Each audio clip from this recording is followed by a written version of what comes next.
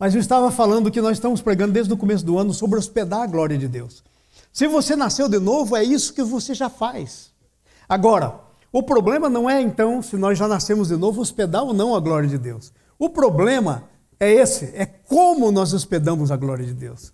Nós podemos hospedar melhor, podemos hospedar pior, mas nós hospedamos. O nosso desejo é hospedar bem a glória de Deus. É esse que é o nosso alvo, é isso que cada cristão precisa fazer. Jesus já está em você. O problema é que tipo de hospedagem nós estamos fazendo. 1 estrela, 2 estrelas, 4 estrelas, 5 estrelas, aí pode variar o tipo de hospedagem, ok? Uma coisa que Deus quer, e todos nós que hospedamos a glória de Deus, e a glória de Deus, a Bíblia diz, é a pessoa de Jesus. Ele é a glória de Deus. Ele é a expressão da glória de Deus. Ele é a expressão do Deus eterno. Então, quando você tem a Jesus, você tem a glória de Deus. E uma coisa interessante é que hospedar a glória de Deus tem uma finalidade específica, tem uma coisa específica que ela vai fazer e que ela pode fazer de uma maneira mais rápida ou de uma maneira mais lenta, dependendo de como você hospeda a glória de Deus. Sabe qual que é? Ela vai desenvolver a tua identidade de filho de Deus. Ela vai desenvolver a tua identidade de filho de Deus. Você já é filho de Deus. Nós já somos filhos de Deus. Nós fomos comprados para sermos filhos de Deus. Agora, a pergunta é essa. Quão eficientemente nós estamos vivendo como filhos de Deus? O que nós estamos fazendo com a nossa herança? A Bíblia diz que nós somos herdeiros de Deus e co-herdeiros com Cristo. O que nós estamos fazendo com a nossa herança? O que nós estamos fazendo com os privilégios que nós temos como filho, filha de Deus? Nós estamos vivendo os privilégios. Existe um filme muito antigo, O Príncipe e o Mendigo. É a história de dois garotos que eram muito parecidos, pareciam até irmãos gêmeos. Um era príncipe e outro era mendigo. E um dia o príncipe conheceu esse garoto, esse outro jovem, que era mendigo. E ele queria tanto viver uma vida livre, porque lá no palácio tudo era controladinho, muito controlado, tudo controlado. E ele queria sair para experimentar, para viver como um cidadão comum, para conhecer. E ele resolveu de trocar de lugar com o mendigo. Ele pegou as roupas do mendigo e vestiu as roupas de príncipe no mendigo. Vocês podem imaginar o que aconteceu. O mendigo, que tinha sempre sido mendigo na sua vida, não sabia como agir como príncipe. Não conhecia os seus direitos como príncipe. Não sabia que a palavra dele era lei. Não sabia que o que ele dissesse era ordem. Ele não sabia. Então o que começou a acontecer? Estou me ouvindo aí atrás, né? Então o que começou a acontecer? Começou a acontecer que ele começou a agir como se não fosse príncipe. Ele ficava pedindo para as pessoas, quando ele não podia pedir para as pessoas, ele precisava ordenar, porque era dele. Ele começou a agir então como se as coisas não pertencessem a ele. Já o príncipe, que era mendigo, que foi para as ruas e se encaixou no bando do garoto que era mendigo, ele tinha uma atitude tão altiva, assim, tão soberba, todo mundo pensava que ele era arrogante. E ele tinha sido criado como príncipe. Ele não sabia agir como mendigo, ele ficava dando ordem para todo mundo. Mas como ele tinha sido criado para ser um príncipe, uma das coisas que ele fazia, ele lutava muito bem. Então, ele logo se impôs como príncipe sobre os mendigos. Ele se tornou chefe dos mendigos, porque ele sabia, tinha sido treinado para liderar, e não para ser liderado. Amados, essa é uma maneira muito simples de você entender o que eu estou querendo dizer. Nós nascemos de novo. Nós já temos uma identidade que já foi construída no reino dos céus. Agora, a construção da identidade para a gente vivê-la aqui na terra é um processo. É um processo da nossa mente, de troca de mente, de trocar de mente de mendigo para príncipe. E quando a nossa mente sofre essa troca, as coisas começam a mudar. O que nós fazemos muda, como nós vivemos muda, nós sabemos o que fazer e o que não fazer. O mendigo pode fazer praticamente tudo o que ele quiser, né? Não tem muito limites. Já um príncipe, ele tem que saber como se comporta, o que ele faz, como ele anda, quais são os seus direitos, quais são os seus deveres. O mendigo não tem nada disso, não foi preparado para isso. Então, encerrando essa pequena introdução que eu estou fazendo para vocês, eu digo assim, ó. Quando nós estamos lá fora do reino de Deus, nós nascemos de novo e nós entramos no reino de Deus, é como um mendigo entrando no reino de Deus. Nós não conhecemos nossos direitos, nós não sabemos muito bem quem nós somos, então nós começamos a ouvir essas coisas todas. Mas aí tem um problema. Isso tudo fica às vezes aqui na cabeça. Na hora de a coisa acontecer, a coisa não acontece. Não acontece. Eu estava numa lavoura com um senhor, ele é empregado dessa plantação, ele é o gerente dessa plantação. Eu até gravei um vídeo com ele porque eu fiquei tão impressionado. Ele é cristão, um bom cristão, e estava faltando chuva e nós estávamos lá vendo a lavoura, vendo as máquinas funcionarem, aquela coisa toda. E o agrônomo da fazenda estava dizendo, olha, se não chover hoje, a partir de amanhã fica complicado o negócio. Ele olhou para o agrônomo e disse assim, precisa chover hoje? Ele falou, hoje é o dia limite. E ele estava tirando a terra do chão e mostrando para o secretário lá, olha como já está ficando seca a terra, olha a profundidade que você já tem que ir para pegar a terra molhada. E estava explicando para ele as coisas. Ele falou, pois essa coisa mais simples que tem, está vendo aquela nuvem lá? Ele falou, em nome de Jesus, nuvem, você vem para cá agora, começa a se mover, está muito branquinha, você fica preta, cheia d'água, outras nuvens que estão ao redor se ajuntam com você, vem para cá agora, no nome de Jesus, e começa a chover. E não é que a nuvem começou a andar. E a nuvem começou a vir. E quando chegou a noite, nós tivemos chuvas. 10 milímetros de chuva, que precisava de chuva na lavoura. Que coisa interessante. E isso é bíblico. Já leram o profeta Elias? Ele orou e por 3 anos não choveu. E o sol estava se instalando, azulzinho o céu. Aí ele orou. E sabe, evaporou água. Não tinha nuvem nenhuma, a água evaporou e veio e choveu da maneira que ele profetizou. Amados, quando nós conhecermos quem nós somos, quando nós construirmos a nossa identidade, o nosso estilo de vida cristão vai mudar. Vai mudar. Sabe por quê? Porque não há nada que você precise que Cristo já não tenha, que Jesus já não tenha conquistado para você. Eu conheço até uma musiquinha que a gente canta, mas às vezes não vive, que diz assim, ó, tudo que Jesus conquistou na cruz é direito nosso, é nossa herança. Mas e na hora de viver? Como é que fica? A gente fica vivendo como se fosse um mendigo, e não como um príncipe. A Bíblia diz que nós somos reis e reinaremos sobre a terra. Não é depois, é agora. Aí você pode pensar comigo, mas pastor, isso é meio assim, não é pensar muito. Amados, se você pensar isso pela lógica ou pela sua humanidade, você pode se tornar 2 coisas, ou muito humilde, sabendo quem você é, ou muito arrogante, e aí você não vai conseguir nada de Deus. Entende? Então, nosso posicionamento e a construção da nossa identidade é que determina o nosso posicionamento. E a hospedagem da glória de Deus tem esse objetivo, construir na gente uma identidade. Eu não quero que você pergunte, mas a minha pergunta para você é essa, não quero que responda, aliás. Minha pergunta para você é essa, quanto tempo você é cristão? Não responda. Agora, nesse tempo todo que você tem sido cristão, como é que você está na tua vida pessoal, em todas as áreas?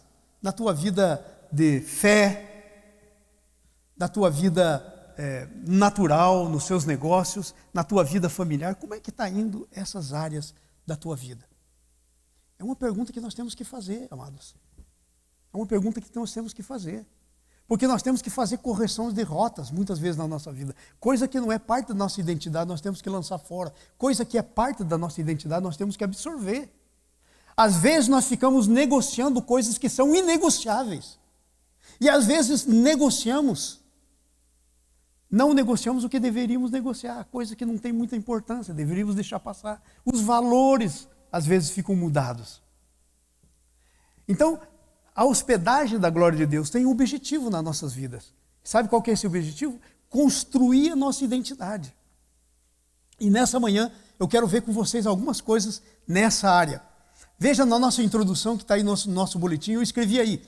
A Bíblia diz que fomos regenerados de semente incorruptível. 1 Pedro, capítulo 1, versículo 23. Quando Deus regenerou você, você não veio de coisa velha, você veio do Jesus da ressurreição. Você foi regenerado e veio do Jesus da ressurreição.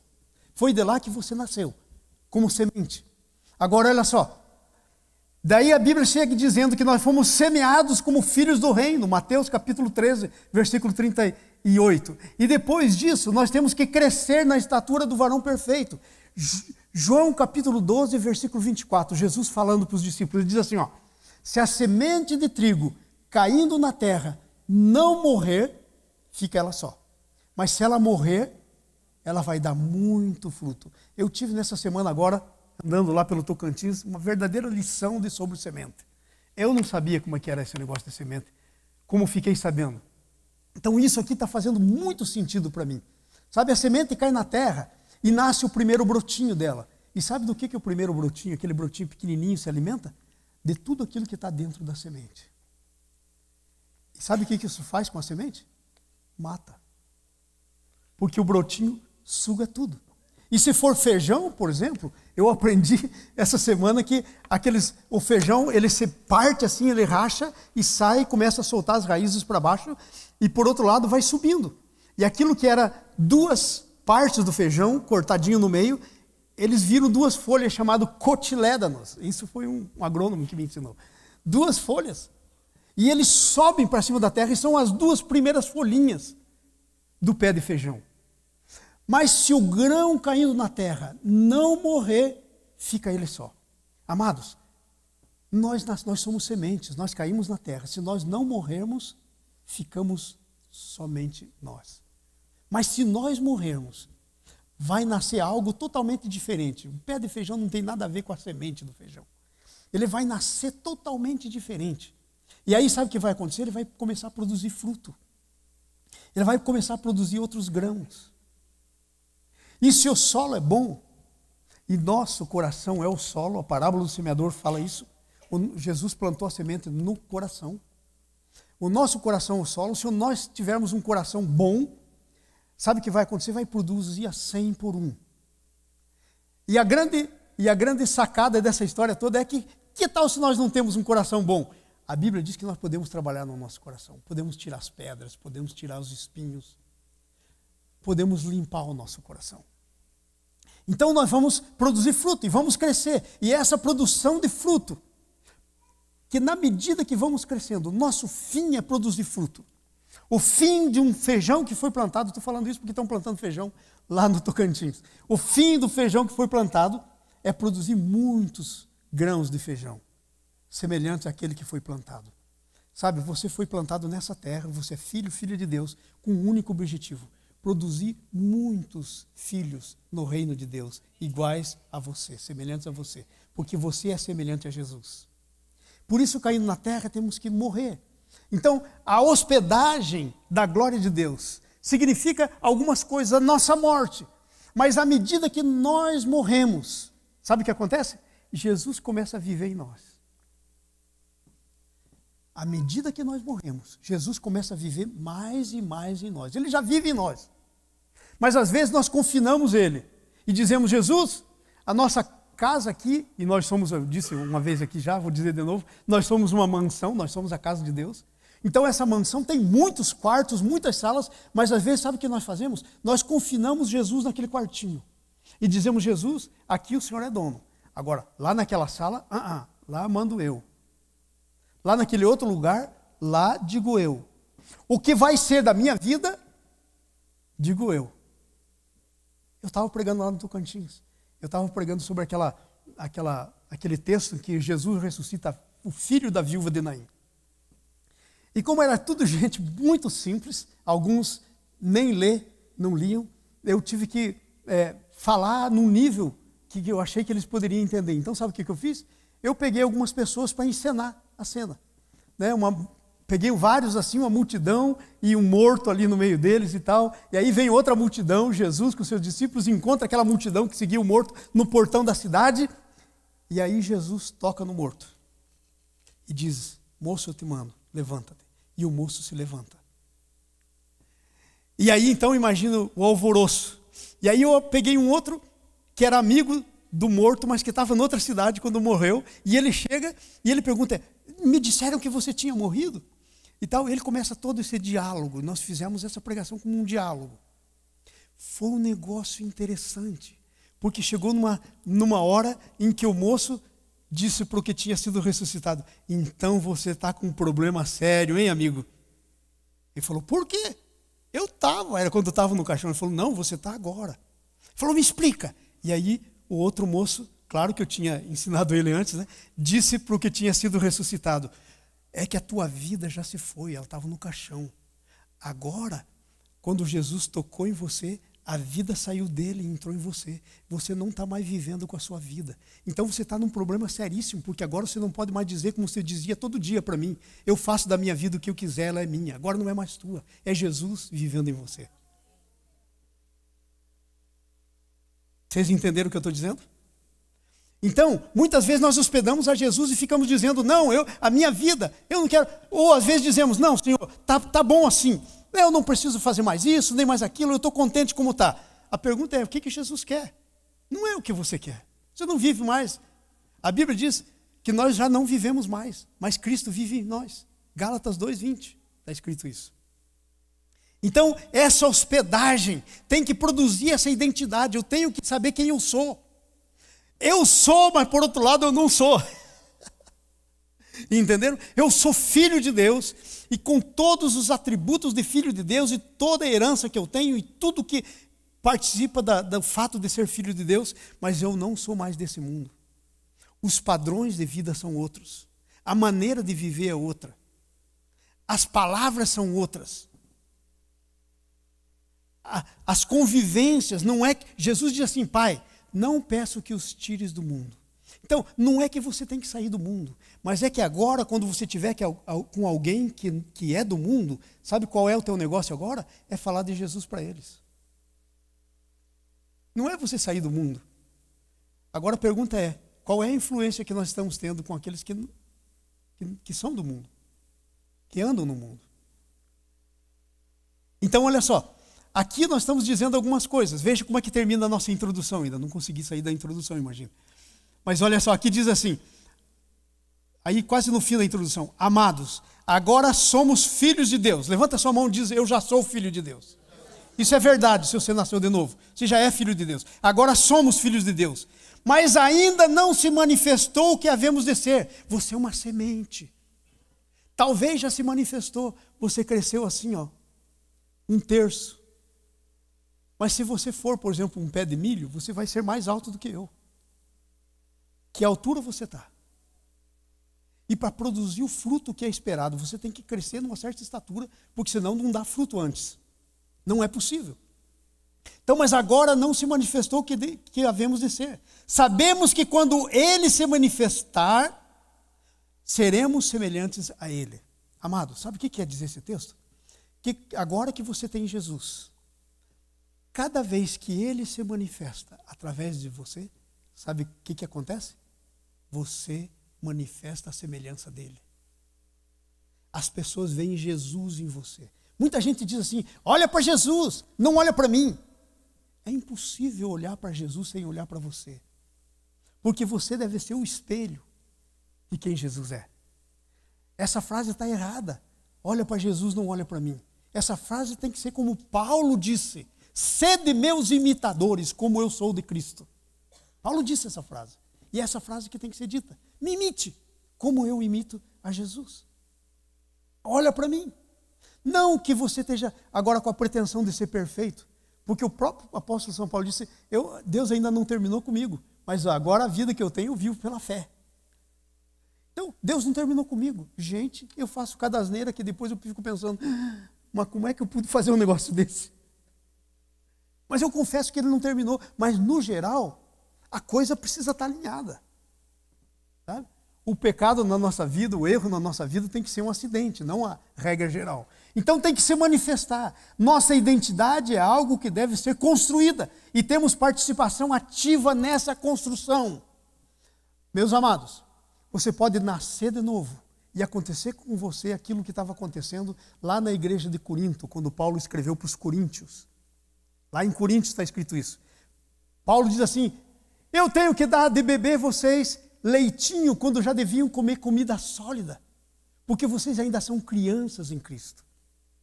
O que aconteceria com os pais aqui? Você que é pai aqui.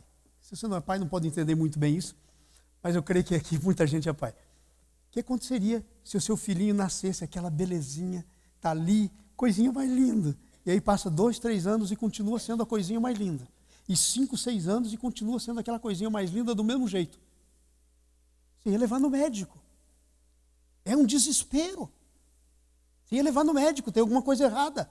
E o que você acha com o cristão?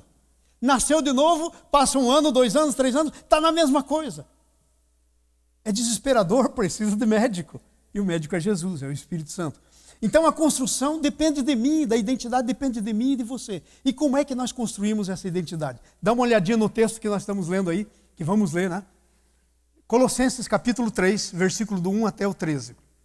Diz assim: portanto, se já fosses ressuscitados juntamente com Cristo, buscai as coisas lá do alto, de onde Cristo vive, assentado à direita de Deus. Pensai nas coisas lá do alto, não das que são daqui da terra, porque morrestes e a vossa vida está oculta juntamente com Cristo em Deus. Quando Cristo, que é a vossa vida, se manifestar, então vós sereis manifestados com Ele em glória. Fazei, pois, vou morrer a vossa natureza terrena, prostituição, impureza, paixão lasciva, desejo maligno, avareza, que é a idolatria. Por essas coisas é que vem a ira de Deus sobre os filhos das desobediências. Nessas mesmas coisas andastes vós também noutro tempo. Isso é passado. Quando vivis nela, agora não vive mais. Agora, porém, despojai-vos igualmente de tudo isso, da ira, da indignação, da maldade, da maledicência, da linguagem obscena, do vosso falar. Não mintais uns aos outros, uma vez que vos despistes do velho homem com seus feitos. Você agora é nova criatura.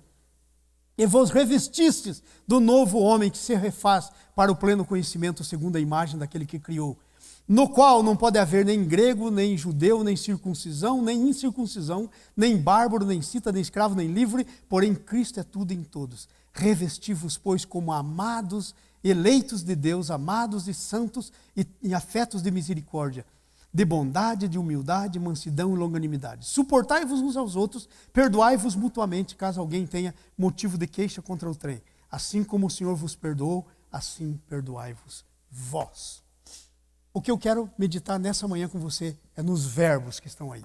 Verbo é uma coisa que diz ação, que indica ação, ok? Principalmente os verbos nesse tempo aqui, ok? No tempo que eles estão aí.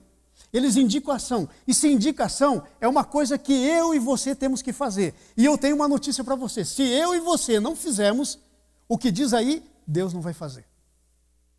Há coisas que não adianta eu querer fazer, só Deus pode fazer. Mas há coisas que não adianta eu querer que Deus faça, porque só eu posso fazer.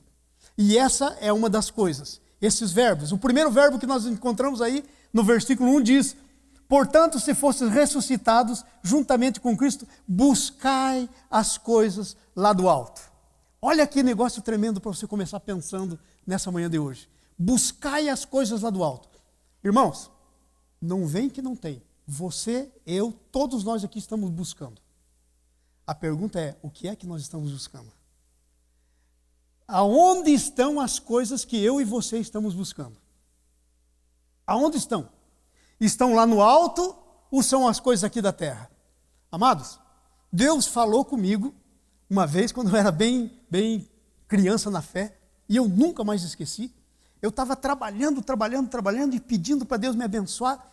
E aí, um dia eu estou lendo o versículo de Mateus, capítulo 6, lá pelo 30 e tanto, que dizia assim: olhai as aves do céu, elas não ajuntam em celeiro, não colhem, não plantam, não semeiam. E aí ia dizendo: olhai os lírios do campo, não fiam, não tecem. E aí lá mais para frente disse assim: se Deus sustenta as aves e as flores, que estão aí, daqui a pouco passa, quanto mais vós, homens de pequena fé. E daí diz uma coisa que impactou a minha vida, mudou a minha vida. Eu não fui mais o mesmo depois daquilo. Sabe o que diz lá? Portanto, buscai em primeiro lugar o reino de Deus e a sua justiça, e as outras coisas vos serão acrescentadas. Amados, nós estamos buscando. Não tem saída disso. Estamos buscando. Aonde estão as coisas que nós estamos buscando? O que é que está ocupando o nosso tempo? O que é que está ocupando o nosso tempo? Nosso tempo é ocupado com as coisas que nós buscamos. Elas estão aonde? Lá no alto ou são as coisas aqui de baixo? Diz aqui, você já está ressuscitado com Cristo. Busque as coisas lá do alto. Então, às vezes nós invertemos as coisas. Nós queremos que Deus nos dê o que Ele quer. Queremos o que Ele quer que a gente busque. E nós queremos buscar aquilo que Deus quer nos dar de graça. Eu tenho uma notícia para vocês. Sabe o que Ele quer dar de graça para você? Tudo que pertence a esse mundo aqui. Tudo isso Ele quer dar de graça para você. Está escrito na Bíblia. Eu posso dar todos os textos se você quiser ouvir. Ele quer te dar de graça. Sabe por quê? Porque Jesus morreu por isso. Ele é a provisão. Provisão. Quando Jesus levantou os braços na cruz, Ele disse, está consumado. Sabe o que Ele quis dizer? Não tem mais nada para ser feito, já foi tudo feito. Jesus comprou com a morte e o sacrifício dele todas as tuas necessidades.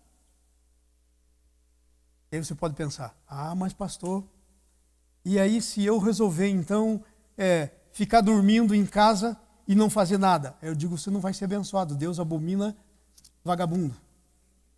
Deus tem uma birra com os vagabundos. Mas que tal se você disser assim, e pastor, que tal se eu ficar doente e eu não puder trabalhar? O que vai acontecer comigo? Aliás, essa é uma boa coisa, né? Porque quem de vocês aqui está livre disso? Fala para mim.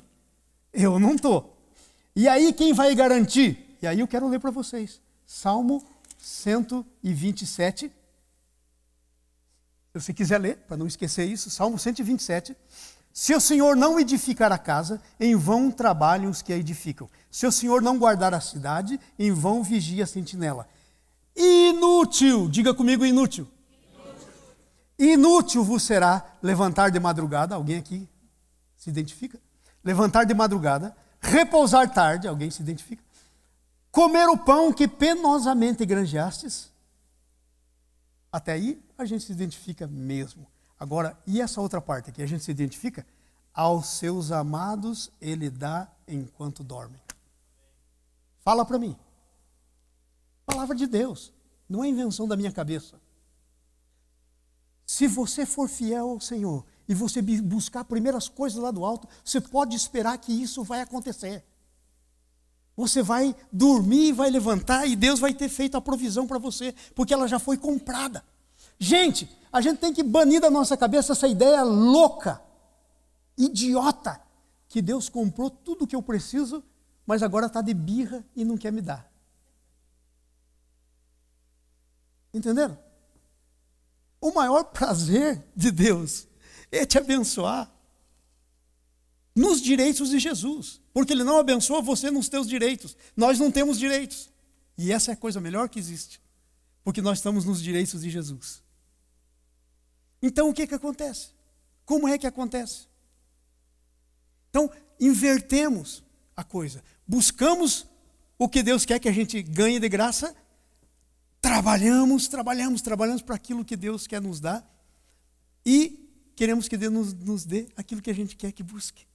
Então, o que Deus quer que você busque? Nessa manhã Ele está dizendo, você já foi ressuscitado. Gente, você está andando por aí, mas se tivesse uma lupa espiritual assim, ó, bem grandona, ou um espelho espiritual, e eu pusesse você na frente desse espelho, você ia ver como você realmente é para Deus.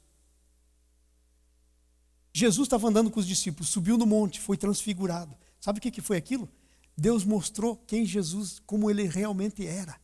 Ele apareceu conversando com Moisés e Elias nas regiões celestiais. Segundo a Bíblia, você foi ressuscitado e está sentado junto com Cristo nas regiões celestiais.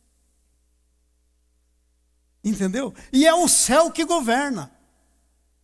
É o céu que governa.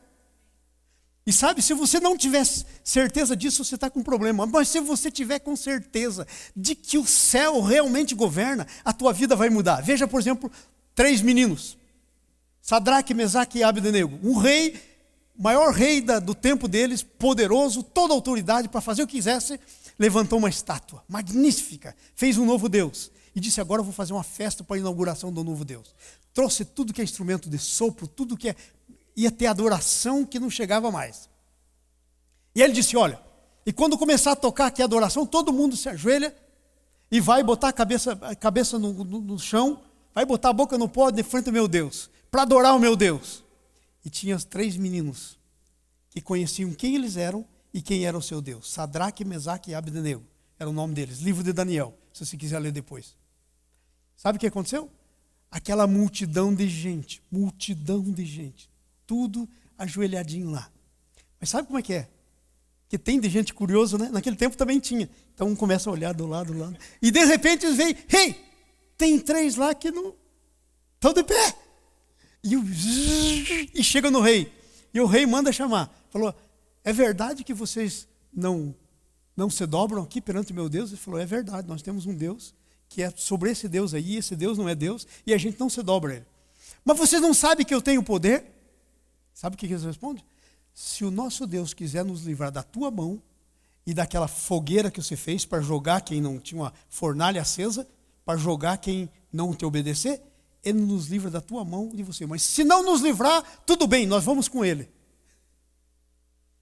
Você seria capaz de crer nesse nível? Para você crer nesse nível, você tem que saber quem você é. E tem que saber onde você está. Aqui eles sabiam. E sabe, eles estavam num tempo lá no Velho Testamento que o entendimento das coisas de Deus não era tão claro como é hoje em dia. Não era tão claro. Hoje nós entendemos muito mais do que eles entendiam. Mas eles tinham uma coisa que hoje nós temos que ter: temor a Deus. E aí o rei se enfurece e manda 7 vezes mais fogo na fornalha. Ficou tão quente, gente, que os guardas do rei que chegaram para jogar eles na fornalha morreram queimados.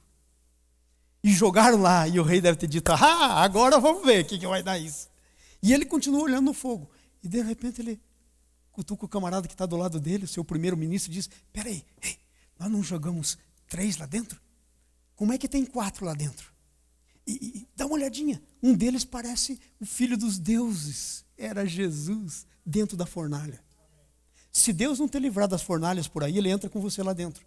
E eles saíram lá de dentro e não tinha cheiro de fogo neles. E sabe por quê? Questão de identidade. Se eles tivessem um tantinho assim de dúvida, como eu e você temos, sabe o que faria? Faria o que talvez eu e você faríamos naquele lugar deles. Sabe o que diríamos? Ah, Deus conhece o nosso coração. Nós vamos dar uma ajoelhadinha aqui, mas lá no coração nós não estamos adorando, não. A gente negocia o que não dá para negociar. Vive negociando o que não dá para negociar. E às vezes não quer negociar aquilo que dá para passar. Entenderam? É uma questão de identidade. O que é o quê? Isso que eu estou fazendo se refere ao quê? Dá para negociar isso? Ok, dá para negociar, deixa passar. Adoração a Deus é negociável? Não é negociável. Não pode passar. Se ele não me livrar, vou para o fogo, e ele que faz o que quiser, eu sou dele, pertenço a ele, responde ele por mim. E aí eles saem de lá. E aí sabe o que aconteceu? O rei faz um decreto que todo mundo tinha que começar a adorar o Deus. Acabou com a festa do rei. E foi isso que aconteceu. Acabou com a festa do rei. Porque demonstraram quem era Deus. Sabia que é exatamente isso que quando hospedamos a glória de Deus em nossa vida e hospedamos de maneira correta, começa a acontecer? As pessoas começam a ver quem era Deus, quem é Deus. Eu achei muito interessante lá na fazenda, essa semana aí agora passada. Porque tinha uns 8, 10 trabalhadores que estavam lá, e quando o senhor lá da fazenda, o senhorzinho lá, o gerente lá disse: nuvem, vem para cá, você está muito branco, fica preto, porque é a nuvem preta que chove, e as outras nuvens que estão por aí, se ajunta nela, vem para cá e vai chover aqui.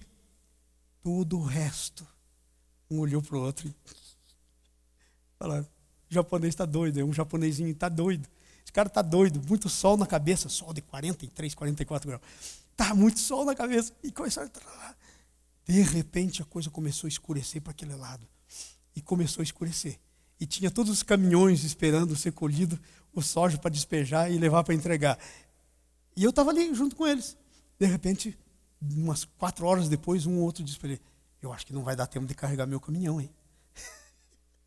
Esse japonês estragou a minha colheita. Disse exatamente assim para o outro: o japonês estragou o meu negócio. E estragou mesmo. Porque a chuva começou a se aproximar, né? Não deu mais, tiveram que parar a colheita. Foi um negócio interessante. Então, gente, Deus quer ser conhecido, mas você tem que entender quem você é. Quem você é? Aonde você está?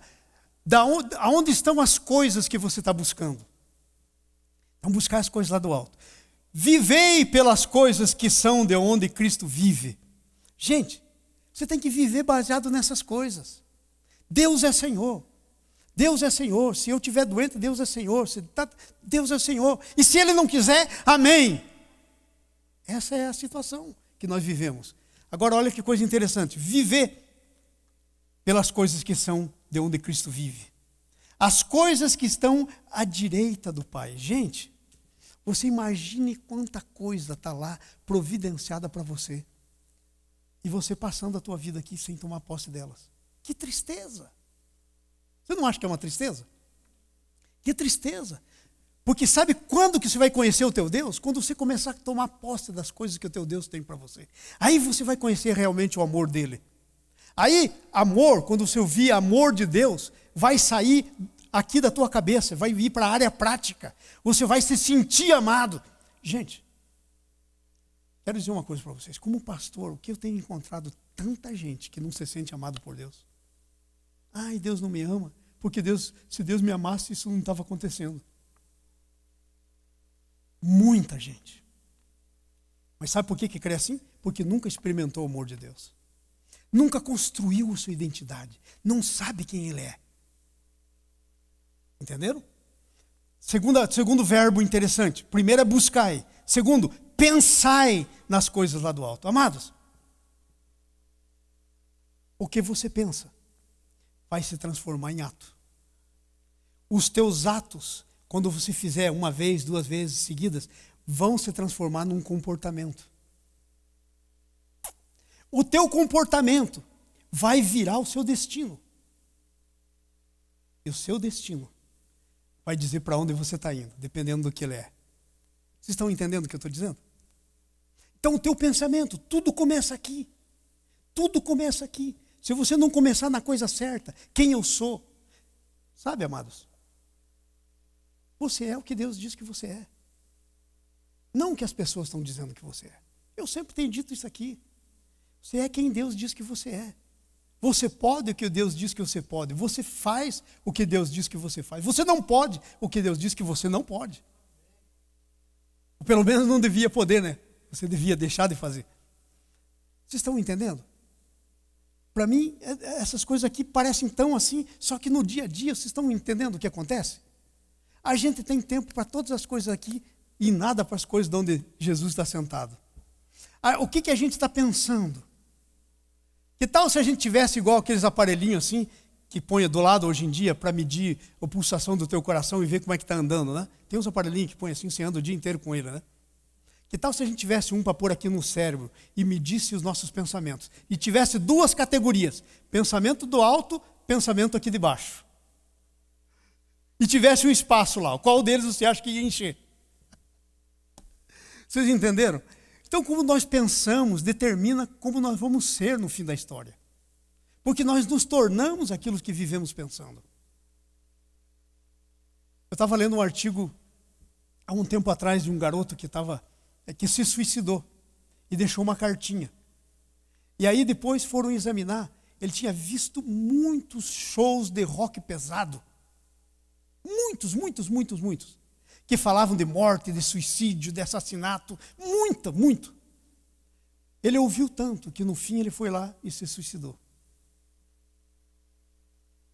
Entendeu? Porque aquilo que entra na sua cabeça acaba formando a tua maneira de pensar. Acaba decidindo o seu destino. Ok, pensai nas coisas lá do alto. Não ocupe a tua mente com as coisas aqui da terra. Porque sabe, as coisas aqui da terra você tem agora, amanhã você não tem. Você tem hoje, amanhã não tem. Jesus disse, aqui o ladrão leva, a traça corrói, a ferrugem, a traça, a ferrugem corrói. Entenderam? Hoje você tem, você não tem. O governo rouba de você tudo. O ladrão vem e leva. Então, não adianta entesourar tesouros aqui, segundo Jesus. Você está morto para as coisas aqui da terra. Aí que está o negócio. Você está morto ou está sonso? Porque o sonso ainda... Mas o morto, já viu o morto fazer alguma coisa? Já viu um morto ficar pensando, eu quero aquilo lá para mim. O morto não pensa. Entende? A Bíblia diz, morrestes. Você está morto. Veja o versículo 3, onde diz, porque morrestes, e a vossa vida está oculta juntamente com Cristo em Deus. Juntamente com Cristo em Deus. Morrestes. Entenderam? Então, como é que é? Nós estamos mortos mesmo para as coisas aqui da terra? Nossa vida está no céu. Está mesmo? Está. Mas nós estamos vivendo como se estivesse ou como se não tivesse. Essa é a diferença. E isso é o que nós estamos falando de hospedar a glória de Deus. A glória de Deus em você, enquanto você hospeda a glória de Deus, enquanto você vive a glória de Deus, que é Jesus, a vida de Jesus em você. Isso começa a ir para o lugar certo. As coisas erradas saírem. Não que Deus já terminou com você, nem comigo, nem com ninguém aqui. Se tivesse terminado, a gente já tinha sido arrebatado. Como Enoque. Leram na Bíblia, lá no livro de Gênesis? Enoque era um homem que andava com Deus. O cara andou tanto com Deus que Deus olhou para ele e falou, não posso deixar mais aí. Eu tenho que levar ele. Não tem mais lugar para ele. Eu tenho uma triste notícia, se eu ainda estou aqui é porque tem lugar para mim. Então, vocês estão entendendo o que eu estou dizendo? Nós estamos lá. Esse é o nosso lugar. Nossa vida está no céu. Temos que viver nossa vida a partir do céu. Porque se ela estiver na terra, vivemos a partir da terra. Mas se estiver no céu... E sabe, amados, hospedar a glória de Deus, tem coisas que Deus não vai fazer. Eu e você temos que fazer. Por isso tem esses verbos no tempo imperativo. É uma ordem, não é uma escolha. Não diz, se você decidir, pense. O quanto possível, pense. Não, aqui está dito, pense. E você não tem outra opção. Se não pensar, desobedeceu. Diz, busque. Se você não tem outra opção, se não buscar, desobedeceu. Entendeu? São verbos imperativos. É minha ação. E quanto mais eu obedeço esses verbos, eu coloco na prática, acontece comigo, a minha fé se torna com obras. Porque a fé sem obras é morta. Amados, ter fé e não pôr esses verbos em ação é fé morta. Não existe. Nossa vida está escondida. Quando Cristo se manifestar, sabe o que acontece? A nossa glória se manifesta. Gente, eu queria que vocês vissem na manhã seguinte a história do japonês. Na manhã seguinte, o pessoal se reúne 6 horas lá na fazenda. Estava eu lá, 6 horas com eles. Todo mundo reunido, arrumando as coisas, ligando o trator, arrumando máquina. Aí o japonês chega.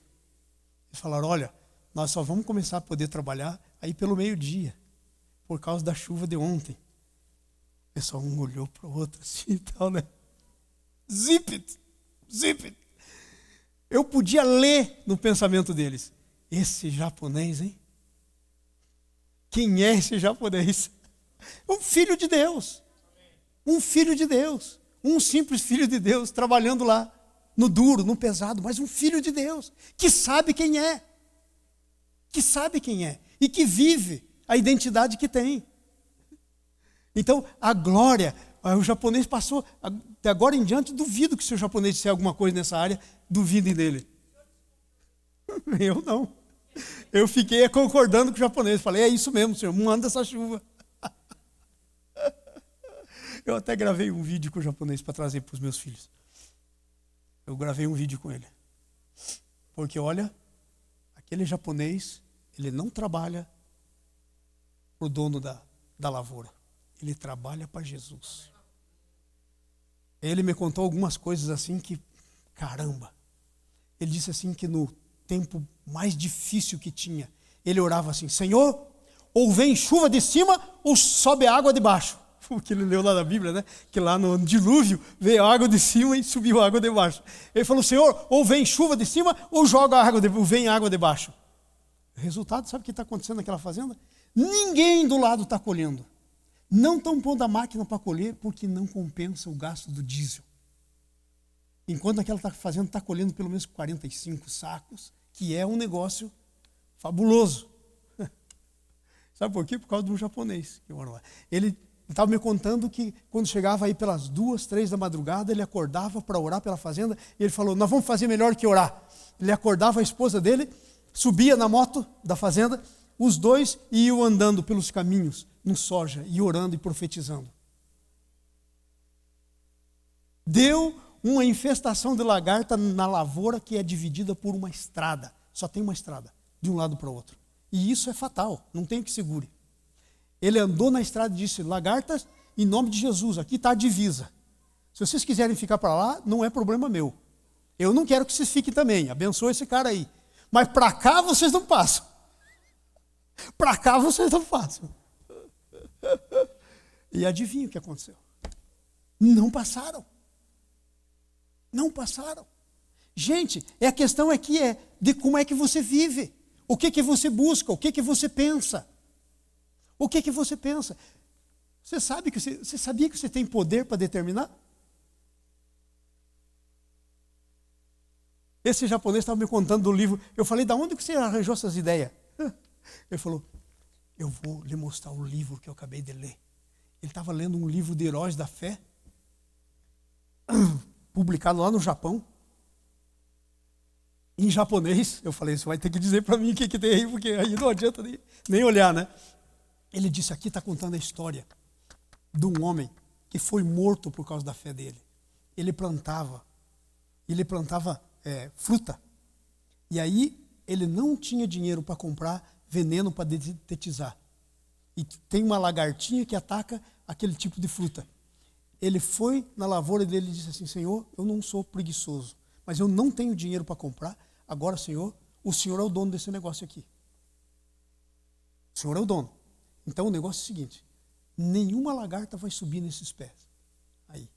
Aí estava contando no tal do livro do japonês que ele saiu para olhar a lavoura no dia seguinte, o que tinha de lagarta rastejando, e aí ele saiu e ia pisando em lagarta, e aquela lagartarada rastejando por baixo das árvores, e aí Deus falou com ele, olha nos pés, vê quantas tem para cima. Não tinha lagarta para cima, não subiram nos pés. Eu falei, foi daí que você arranjou essa ideia das lagartas. Ele falou, foi. O que você lê entra na tua cabeça. O que você pensa determina o que você faz. Vocês estão entendendo? Aonde você gasta com a tua mente? Vamos andar um pouquinho para frente, né? Está quase na hora de terminar. 3. Fazei morrer a vossa natureza terrena. Agora aqui eu quero gastar um tempinho explicando para você. Presta atenção. Olha aqui para mim, todo mundo junto. Por favor, olha aqui para mim, ó. Porque talvez você não sabe disso ainda. E se você não souber isso direitinho, você está enrolado. Não tem como viver a tua vida cristã. Olha aqui para mim.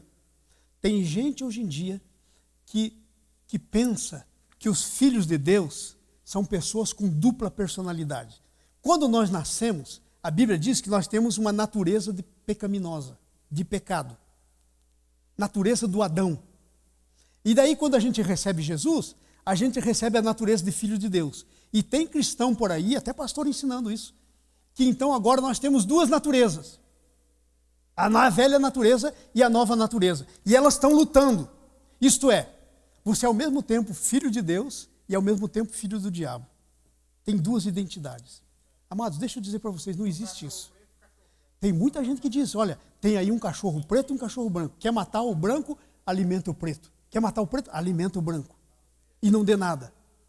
Gente dizendo isso assim, dizendo. Deixa eu dizer uma coisa para você. Se você recebeu Jesus, se você nasceu de novo, que é a palavra correta, receber Jesus não diz nada. Às vezes você recebe e diz recebe depois. Okay? Mas nascer de novo diz tudo. Você não diz nasce.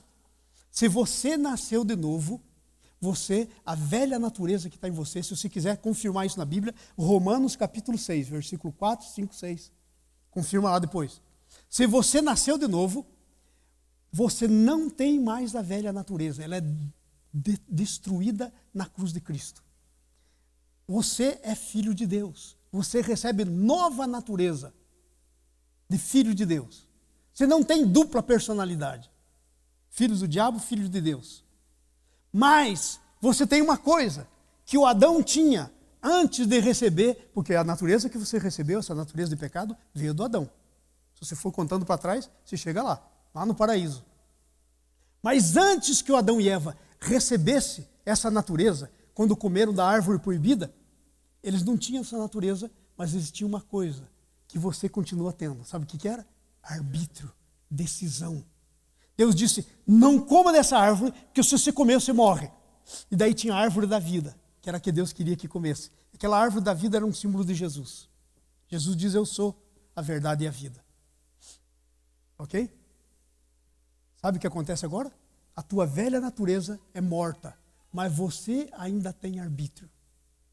E todo pecado que nós cometemos hoje em dia não vem mais da velha natureza, vem da decisão, vem da mente.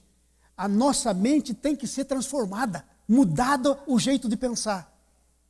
Porque ainda nós temos decisão. Mas não vem mais.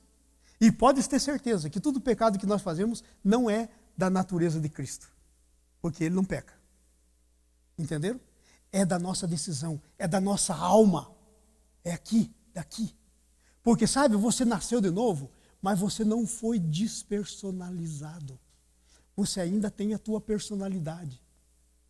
Deus não despersonaliza você. Você ainda tem decisão. Você tem decisão do certo e do errado. Se vocês forem ler a história do Caim, capítulo 4 de Gênesis, Caim foi oferecer, levou para o Abel, foi ofereceu do melhor do rebanho, as primícias. Deus se agradou da oferta. Caim foi oferecer, levou os frutos da terra, depois de um tempo, nem foi primícia, depois de um tempo, passou um tempo, ele foi oferecer. A Bíblia diz que Deus rejeitou a oferta dele e rejeitou Caim. Aí o Caim caiu o bico dele. Leia a história. E aí Deus fala com Caim e diz, se você procedesse certo, não é verdade que seria aceito? O pecado jaz à porta, cumpra você dominá-lo. O pecado está batendo na sua porta, toda hora bate na sua porta. Cumpra você dominar. Você nasceu de novo, antes, quando você tinha a velha natureza, você podia tentar dominar o que você quisesse, que você não conseguia. Você era escravo do pecado. Mas agora você não é mais escravo do pecado. Mas você ainda tem decisão. Se quiser pecar, peca.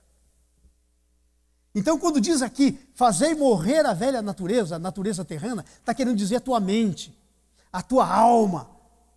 Porque a natureza lá já foi. Então, a tua alma ainda, sabe, aquela velha natureza treinou a tua alma para tudo que não prestava. Agora, a nova natureza de Cristo em você tem que retreinar a tua alma. É isso que está querendo dizer aqui no texto. Ok? Vamos para frente aqui então. Fazei morrer. Qual que é a velha natureza que tem que fazer morrer? Prostituição, impureza, lascívia, desejo maligno, avareza, que é idolatria. Isso tem que fazer morrer. Gente, isso vai estar batendo na porta, sempre. Tem que dizer não. Tem que dizer não. É nosso dever dizer não. E quando você diz não, o Espírito Santo age em você. Você tem um auxiliador, você tem alguém para te ajudar a dizer não.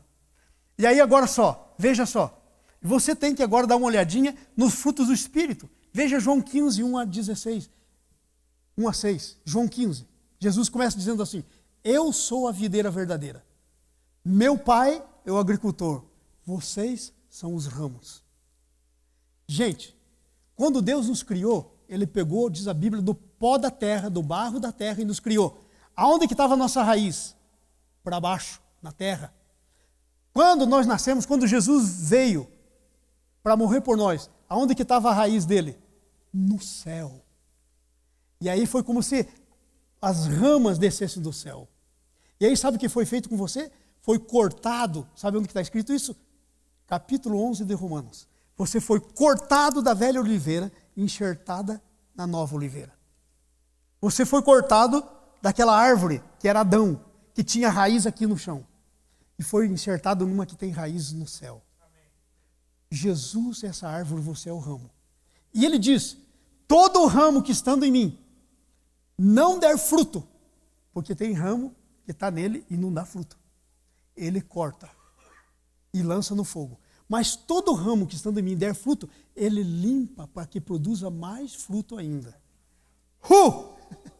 Ele limpa para que produza mais fruto ainda. E ele diz, vós já estáis limpos pela palavra que vos tenho falado. É a palavra que limpa, é a obediência da palavra, é o que Deus disse e eu vou fazer que limpa. É a obediência da palavra, é a palavra, obediência da palavra. Está entendendo? Então, veja a lista dos frutos do Espírito, mas o fruto do Espírito é amor, e aí vai paz, e aí vai mansidão, domínio próprio, temperança, e aí vai. Então esses frutos são os frutos que o Espírito Santo produz. Ok? Faça morrer a velha natureza. Mas veja a lista dos frutos aí. Vem a ira de Deus sobre os filhos da desobediência. Note, se você nasceu de novo, você mudou de categoria. Antes de nascer de novo, você se chamava filho da desobediência. Porque era filho de Adão e Eva. Aí você nasceu de novo. Você passou a ser filho de Deus em Cristo. Você foi enxertado na oliveira. Essa denominação de filho da desobediência não pertence a você. Mas a Bíblia está dizendo que os filhos da desobediência fazem tudo isso e é por essas coisas que vem o juízo sobre eles. Mas nós não estamos lá. Porque a Bíblia diz assim, ó. Fazei, pois, morrer a vossa natureza terrena, prostituição, lascívia, por essas coisas que vêm. Versículo 7, veja a sequência. Ora, nessas mesmas coisas andastes vós também noutro tempo, quando vivies nela. Agora, porém, despojai-vos. Sabe o que quer dizer despojar? Tirar uma capa de cima. Às vezes tem uma capa em cima da gente, que vem sobre a gente essa capa de tudo que a gente vê, de tudo que a gente ouve. Vai fazendo uma capa. A gente tem que tirar essa capa, se despojar. Despojai-vos. Diz o versículo 9, olha que coisa interessante o 9. Não mintais uns aos outros, uma vez que vos despistes do velho homem com seus feitos. Note, a natureza que fazia você mentir não está mais lá, mas você ainda pode decidir mentir. Mas aí é a tua decisão mesmo, não é velha natureza. Então você tem que se despir disso. E você tem que despir do velho homem. Agora veja a última palavra, imperativa, que tem que fazer. É fé com obras, essas palavras. Revestivos do novo homem. Está dizendo revestivos do novo homem. Tem um novo homem para você se cobrir com ele. Se revestir dele. Olha só o que diz, versículo 10. Esse novo homem, e vos revestistes. Diga comigo, revestistes. Outra vez, revestistes. Isso é um verbo que está no passado. Você já fez isso. Okay? Você já foi revestido. Tá? Está no passado. Você se revestiu, você já está revestido. Então veja, revestistes do novo homem, que se refaz para o pleno conhecimento, segundo a imagem daquele que o criou. Vai se refazendo, você já se revestiu, você está revestido. Agora, não impeça o crescimento. Não impeça se refazer. Não impeça a reprodução. Deixa isso acontecer normalmente na tua vida. Então está dizendo que você já está revestido. Agora veja, versículo 11. Estão aí no versículo 11 comigo? No qual não há grego nem judeu, quer dizer, não tem distinção de pessoas. Isso é com você. Está dizendo que você já se revestiu e está dizendo para você, não tem distinção de pessoas. Não é tremendo? Tremendo isso. Não há distinção, o padrão é o mesmo. Agora veja o que diz o versículo 12. Revesti-vos, pois, como eleitos de Deus, santos e amados. Põe a mão assim de você. Põe a mão assim. Diga assim. Eu sou eleito de Deus. Eu sou santo, amado. Eu tenho eternos afetos de misericórdia. Eu tenho bondade, humildade, mansidão, longanimidade, Você sabia que você tem tudo isso? É chamado fruto do Espírito. Não é coisa tua. Não, eu vou me esforçar aqui agora para mim ser bonzinho. O crente não se esforça para ser bonzinho. Ele é porque tem o fruto do Espírito.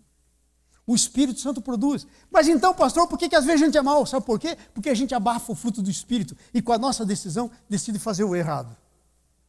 Só por isso. Só por isso.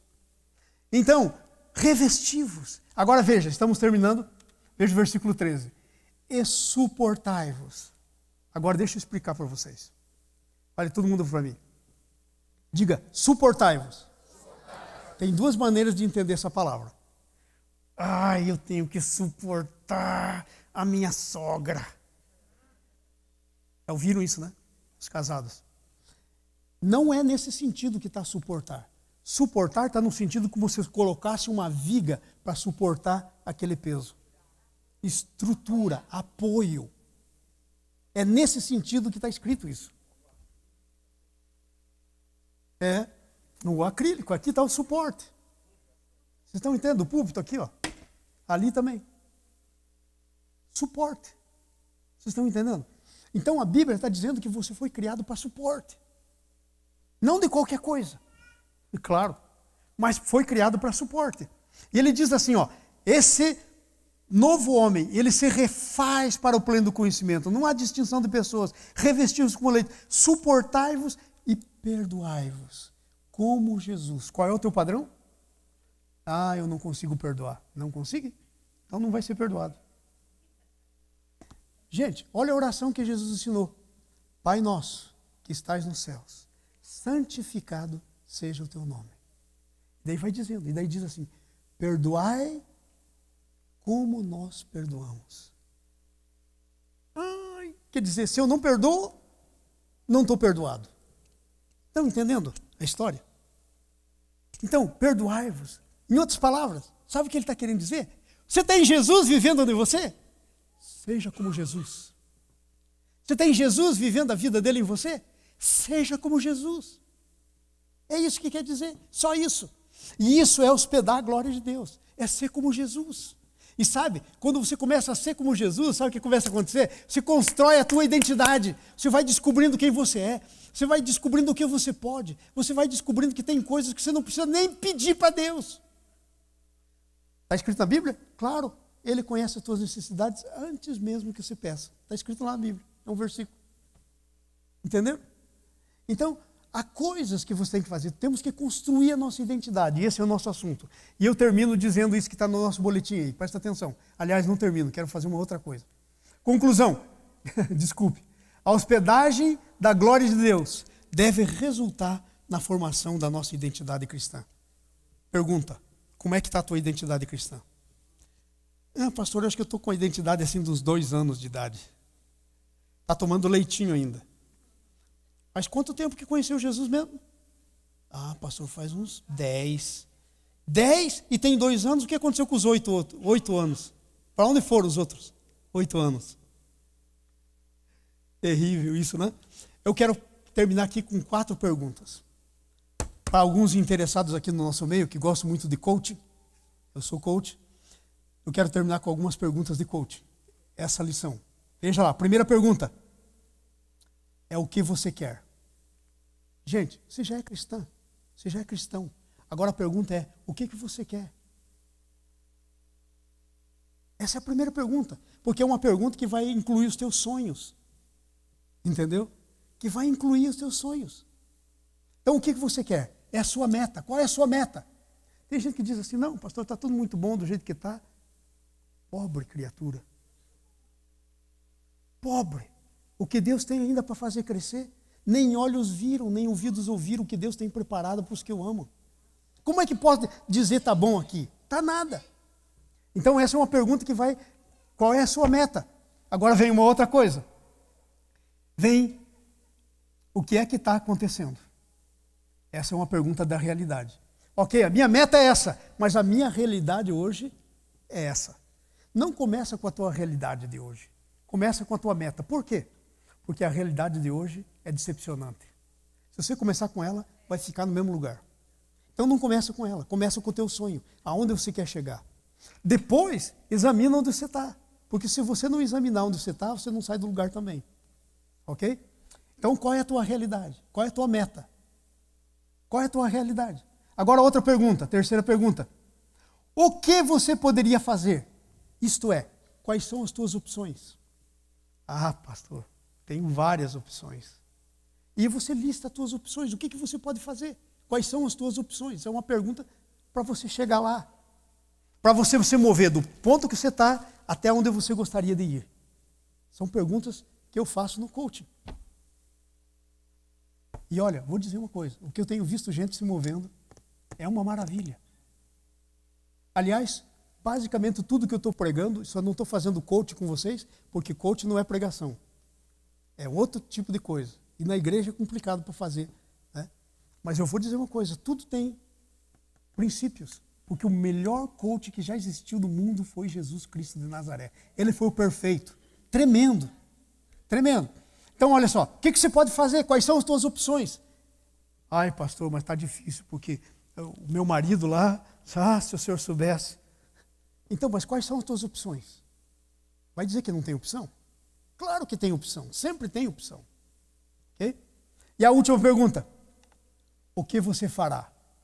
Veja, eu fiz uma pergunta que inclui a meta que você quer chegar, outra que inclui a tua realidade, outra que inclui a opção que você tem, sempre tem opção, e em Deus você tem muito mais ainda.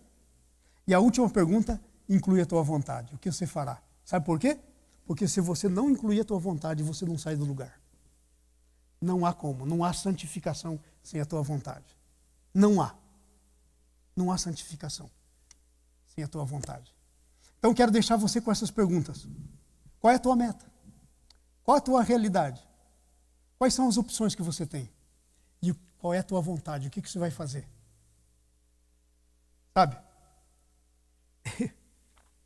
Essas perguntas, na verdade, são muito comprometedoras, porque quando a gente ouve a palavra, e passa um ano ouvindo a palavra e nada acontece, é porque a gente não tinha vontade de chegar num lugar. Não tinha meta.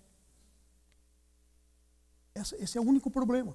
Por que é que nós ouvimos e não chegamos a lugar nenhum? Eu listei aqui quatro razões. Ou 5, não me lembro. Listei aqui algumas razões. Primeiro, que não tem meta. Segundo, não está olhando para a tua realidade. Onde é que eu estou? Tem que mudar. Quais são as minhas opções? E o que eu vou fazer? Qual é a minha vontade? Sem isso, vai ficar no mesmo lugar. Domingo que vem, eu vou vir aqui pregar um outro assunto. Você vai dizer, ai, pastor, isso foi bom demais. Mas vai estar no mesmo lugar. Não sai do lugar. Não há como sair. Porque o processo de santificação é o uso da tua vontade.